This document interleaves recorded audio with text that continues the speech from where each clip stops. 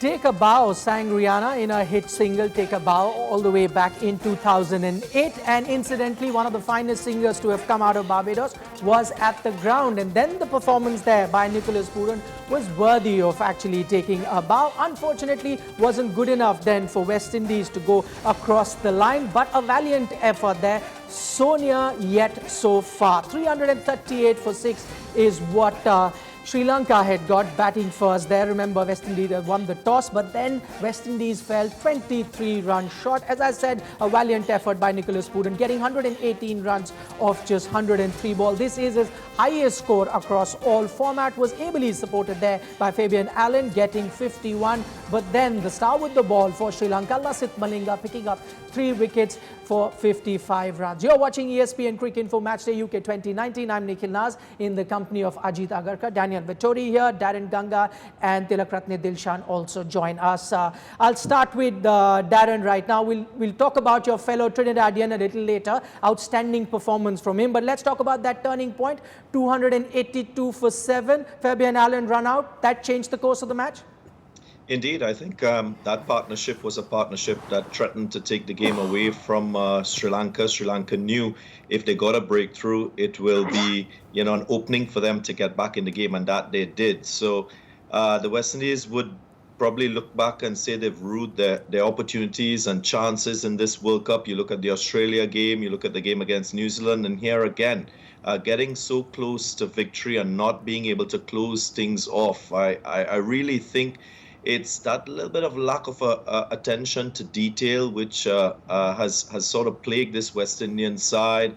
Movement in the batting order. I just want to highlight that Nicholas Pooran in the first 3 or 4 matches in this World Cup batted at number 4, then in the New Zealand game batted at number 3, and now he's batting at number 5. He did bat at number 5 in this game, and that to me is the position that I think he is going to be most productive for this team. He's only a young player, and you can't put too much of responsibility in young players, especially in big situations like a World Cup, pressure situations. I think that the West Indies, with their decision making, they've hurt themselves in terms of, not being able to get it right and to get a sufficient amount of wins to get into the semi-final round. Okay, we'll also take you live to Durham. Before that, I'll get Dan to play the referee. Was it a run? Was it not a run? Whose fault was it?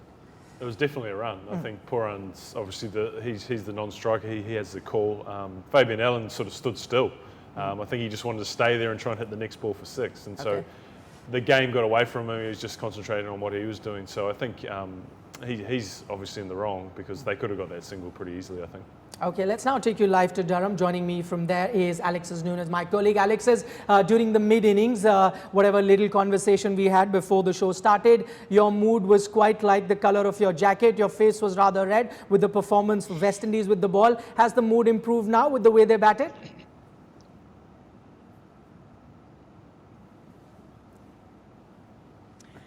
Well, Nikhil, I mean, again, I sound like a broken record every time you guys come to me, because I keep talking about that roller coaster of emotions that is West Indies cricket. And again, today was a perfect match to show it. I definitely am happier with the way in which they ended, as Darren pointed out. It was a spirited fight back, which is something that we've really needed to see in West Indies cricket. However, there still were plenty of, I suppose you could call them unnecessary mistakes. Again, that is also something that has plagued West Indies in this World Cup. You'll remember I spoke with Mikey Holding right before the match started, and I asked him, knowing that Sri Lanka and the West Indies couldn't make it to the semi-finals, what did he want to see from the West Indies in this match? And he just said he wanted to see that they have learnt their lessons from some of those mistakes, especially with the bat that we have seen. Well, it seems like some mistakes were learned from the bat, in the sense that we saw a better batting performance, but then we saw some mistakes with the ball and in the field.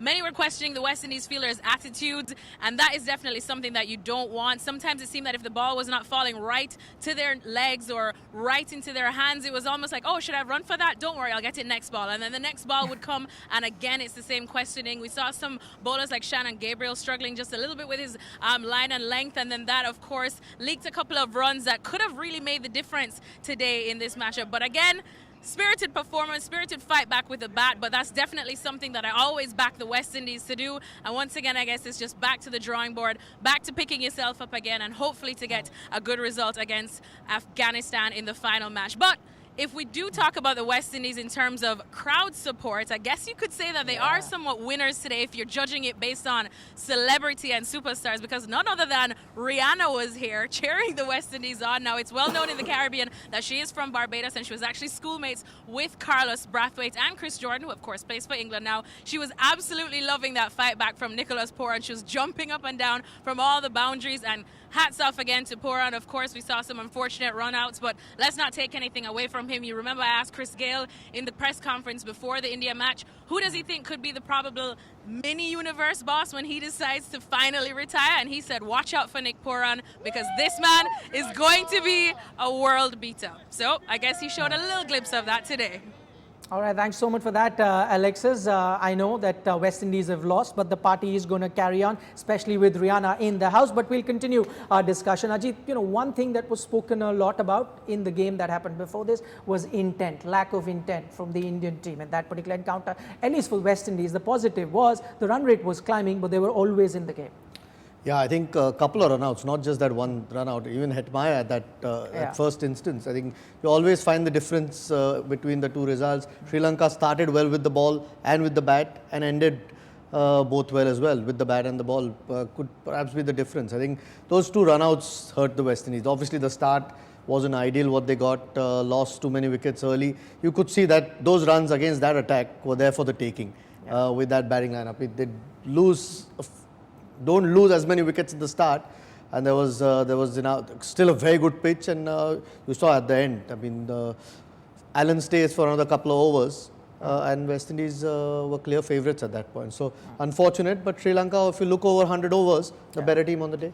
Okay, the game could have still gone West Indies' way because they had to fill in those overs. And guess who did they give the ball to? Angelo Matthews. Dilshan, I'll ask you, last time Angelo Matthews bowled was way back in 2017, 2 years ago. Wonder why he wasn't bowling. He was right on the money from the start. I think he's, as the first ball he took the wicket. I think normally he's our main bowler earlier, but unfortunately he's carrying injury. I think he's more focused to the batting. But this kind of situation might be, he used experience, he have a lot of experience. I think it's right time to bowl and get wicket. I think the good thing, he can bowl at least 1 or 2 overs. He have experience. He used experience that over. Okay, he was right on the money, but I'll get a spinner to respond to the other spinner. We were all talking about Vandersay coming in. What do you make of the first 2-3 overs that he bowled? Nerves? Nervous. I mean, he must have been nervous. I mean, he's known for his accuracy, and to see him start that way, I mean, he almost bowled 3 or 4 wides in the first over. He bowled a couple of full tosses. It was probably quite unnerving for the batsman actually having to face him to know what was going to come down. And when Sri Lanka, we thought, only had 5 bowlers, at the back of it, Ajit and I were talking about how are they going to get through these last 2 overs, and to have Matthews there at the end, to call on him with his experience, they were very fortunate to have that, because if they had to turn to anyone else, it could have been a different proposition. Yeah, I think if Karunaratne is honest, I don't think he was left with any other choice. He probably had to beg Angelo Matthews to roll his arm over. And fortunately, all that experience came into play there. I know they were trying to experiment, Dilshan. I mean, 5 bowlers, and that really showed today. And Angelo Matthews, you didn't really expect him to bowl, had to bowl under the circumstances, especially when you've got someone like Vandersay who hadn't played a single game. Now, looking back in hindsight, that strategy with 5 bowlers almost cost them the match. Yeah, the thing is, you're right. The thing is, Vandersay is main bowler in the main spinner in the squad. We to talk about he should play, but he didn't bowl well for a few first overs. But we can't forget he took a very valuable wicket. West Indies captain is in the good form. Or if you play 5 bowlers, definitely at least 3 bowlers have to bowl well. All credit go to the LASITH Malinga show. His experience, his class. We talk about he had to take the wicket from the new ball. Have to win. We chased 300. Still, we have to get the wicket from the new balls.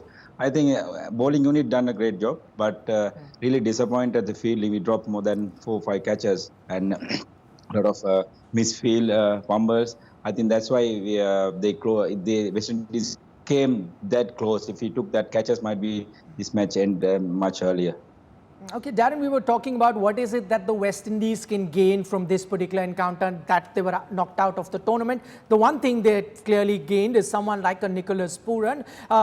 This is his highest score across all formats. So yes, people would say that he had the potential, but he needed to get a knock like this. Then now for people to have that faith, you were talking about how he was getting shuffled. I don't think it's going to happen now after this, no?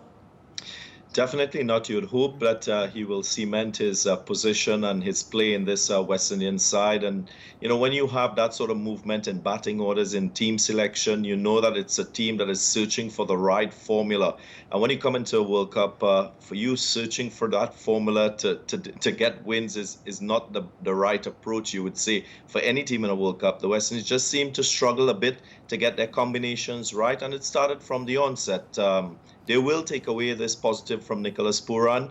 He's shown great potential as a young player. I don't know if many of you could recall that Under-19 World Cup in 2014. He single-handedly scored 143 against Australia in the semi-final, and the West Indies team only scored 203. So he showed that promise from very young. He had the unfortunate experience of a car crash that sort of kept him away from the game for about a year and a half. So it's really good to see his recovery. It's good to see his progress as a young player.